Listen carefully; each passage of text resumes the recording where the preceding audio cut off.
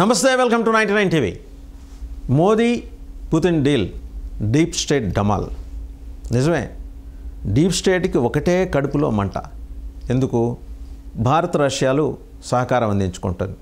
ఎందులో అందించుకుంటున్నాయి?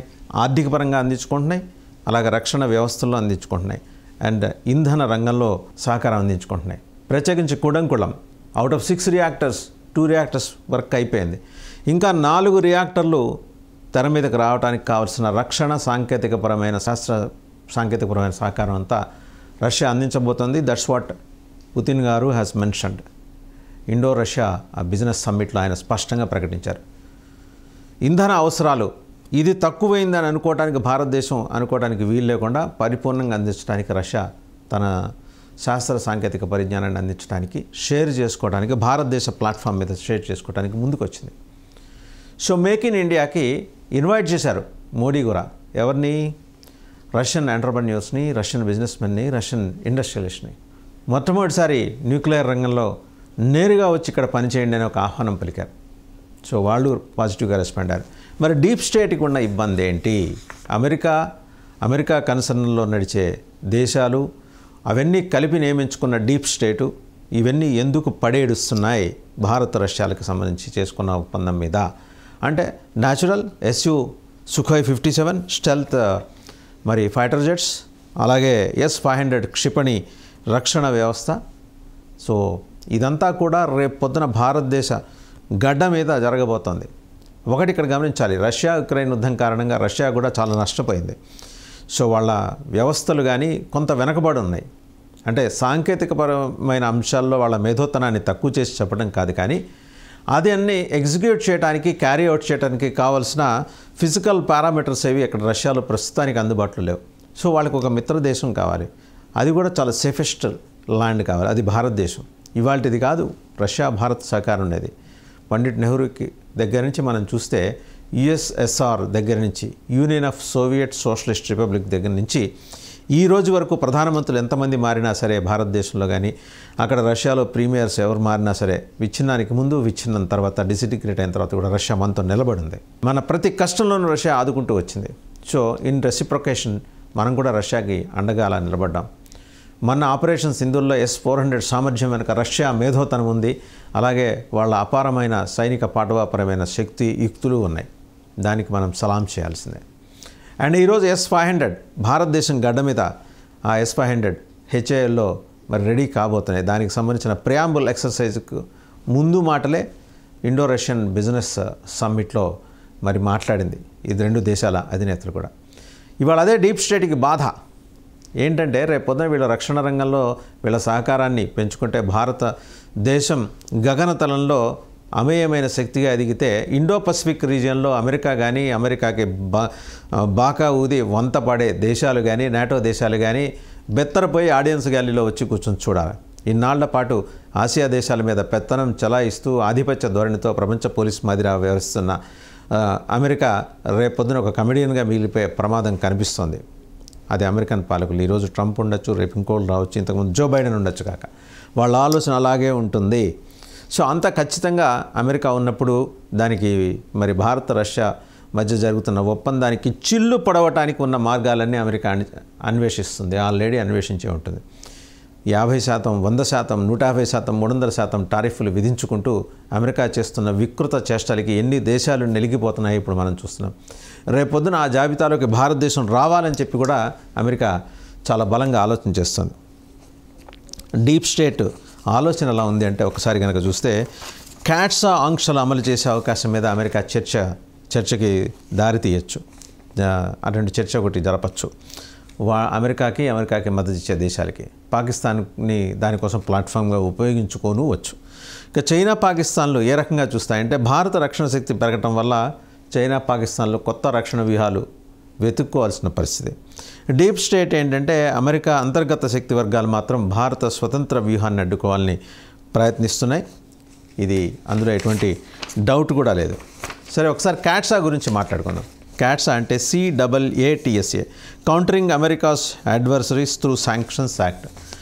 ప్రపంచ రాజకీయాల్లో ఈ చట్టం 2017 నాటి ఈ చట్టం కీలకంగా మారింది. అమెరికా కాంగ్రెస్ 2017లో ఆమోదించినప్పుడు కూడా అమెరికన్ ప్రెసిడెంట్ డొనాల్డ్ ట్రంపే ఈ చట్టం ప్రధానంగా ఇరాన్, రష్యా అలాగే నార్త్ కొరియా మీద ఆంక్షలు విధించడానికి రూపొందించారు ఈ చట్టాన్ని. అయితే వీరితో వ్యాపార రక్షణ ఒప్పందాలు కుదుర్చుకునే మూడో దేశాల మీద కూడా, అంటే థర్డ్ నేషన్స్, వీళ్ళిద్దరూ డైరెక్ట్ పార్టీస్, ఈ ముగ్గురు కూడా Iran, Russia and north Korea, వీళ్ళతో ఎవరైనా వ్యాపారపరమైన ఒప్పందాలు, రక్షణపరమైన ఒప్పందాలు కుదుర్చుకుంటే వాళ్ళ మీద కూడా క్యాట్సా ప్రయోగిస్తారు. Countering America's adversaries through sanctions act.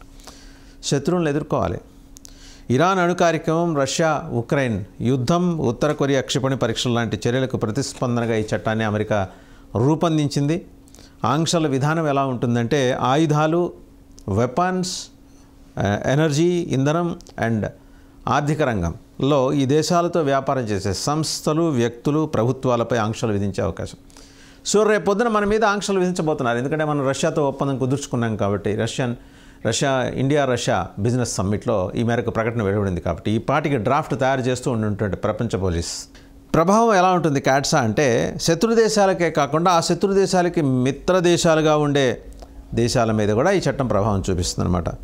ఇప్పుడు భారత్ రష్యా నుంచి S-400 క్షిపణి వ్యవస్థని కొనుగోలు చేసినప్పుడు క్యాట్సా ఆంక్షల భయం తలెత్తింది. వాస్తవానికి అమెరికా కాంగ్రెస్లో భారత్కు ప్రత్యేక మినహాయింపు ఇవ్వాలని ప్రతిపాదనలు అప్పట్లోనే వచ్చాయి.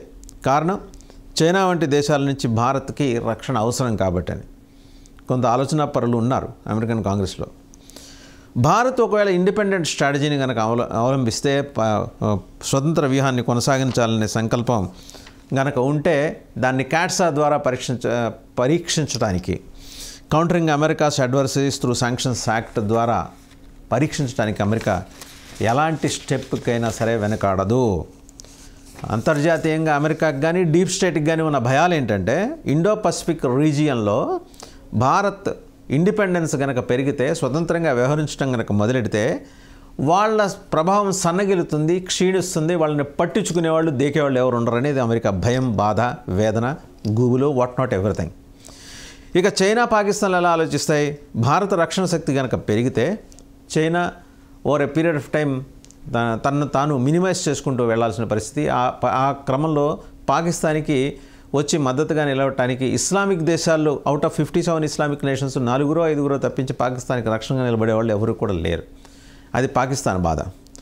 రష్యా మీద దీని ప్రతిస్పందన ఎలా ఉంటుందంటే భారత్తో సంబంధాలు బలపడితే, రష్యా భారత్ సంబంధాలు బలపడితే కనుక పాశ్చాత్య దేశాల వ్యూహాత్మక సమీకరణాలు మారే అవకాశం ఉన్నాయి. న్యాచురల్ వెస్ట్ కానీ, ఆ మాటకు వస్తే వెస్ట్ని నడిపించే డీప్ స్టేట్ కానీ రష్యా, భారత్ కలిసి ముందుకెళ్ళడానికి ఏ మాత్రం అంగీకరించవు, అందులో డౌట్ ఏం లేదు. పుల్లలు పెడతాయి, శాంక్షన్స్ పెంచుతాయి. క్యాట్సా పెట్టుకున్నదే అందుకు. అమెరికా రూపొందించిన ఆంక్షల చట్టం మనకు చేతకానప్పుడు ఫలానాదేదో ఒకటి బూచి చూపించి అవతల దేశాలని, ప్రత్యేకించి వర్ధమాన దేశాలని, థర్డ్ వరల్డ్ కంట్రీస్ని చెప్పు కింద వేసి తొక్కిపట్టే ఒక దుర్మార్గమైన ప్రయత్నం క్యాట్సా ద్వారా అమెరికా చేస్తుంది. అమెరికా ద్వారా పరోక్షంగా డీప్ స్టేట్ కూడా చేస్తుంది. ఇది అంతర్జాతీయంగా గ్లోబల్గా జరుగుతున్న పరిణామాలను విశ్లేషించే అంతర్జాతీయ వ్యవహారాల నిపుణుల పరిశీలనలో, జియోపొలిటికల్ అఫైర్స్ ఎక్స్పర్ట్స్ ఆలోచనలో ఏంటంటే ఇది చాలా ప్రమాదకరమైన ధోరణి. ప్రపంచం బైపోలార్గా ఉండకూడదు అని చెప్పేసి ఆలోచన చేసే వ్యవస్థలకి ఇది రేపొద్దున ఇదొక ప్రశ్నగా మిగులుతుంది. ఎందుకంటే ఇప్పటిదాకా అమెరికా ఏముంటుంది, నేను ఒకవైపు, మిగిలిన దేశాలన్నీ ఒకవైపు. అవసరమైతే చైనాకు కూడా ఒక ఆఫర్ ఇచ్చింది. G20 కాదు, G5 కాదు, G7 కాదు, G2. ఒకటి నేను, 2 నువ్వు, మన ఇద్దరమే ఉండాలి, ఇంకెవరు ఉండకూడదు. రేపొద్దున రష్యా, భారత్ కలిసి రూపొందిస్తున్న ఈ రక్షణ వ్యూహం బలపడితే అటు చైనాకి, ఇటు అమెరికాని ఎంబడేసుకొని భుజానేసుకొని తిరిగే డీప్ స్టేట్కి కూడా చాలా ఇబ్బందికరమైన వ్యవహారమే. సో క్యాట్సా అనేది ఎంత ప్రమాదకరమైన చట్టమో వర్ధమాన దేశాలు గమనించాలి. అదే సందర్భంలో క్యాట్సా అనేది భస్మాసుర హస్తం. Countering America's adversaries through sanctions act తన శత్రు దేశాలని బలహీనపరిచి నిర్వీర్యం చేసే కుట్ర కోసం రూపొందించిన చట్టం రేపొద్దున అమెరికా నెత్తిన భస్మాసుర హస్తం కాబోతుంది. అందులో డౌట్ ఏం లేదు. ఇవాళ అది జరగకపోవచ్చు కాక, రేపే జరగకపోవచ్చు కాక, over a period of time మిగిలిన ఖండాల మీద తన ఆధిపత్య ధోరణిని, తన పోలీసింగ్ని అమలు చేయాలని చూసి అమెరికాకి చావు దెబ్బ ఖచ్చితంగా ఎదురుకాక తప్పదు.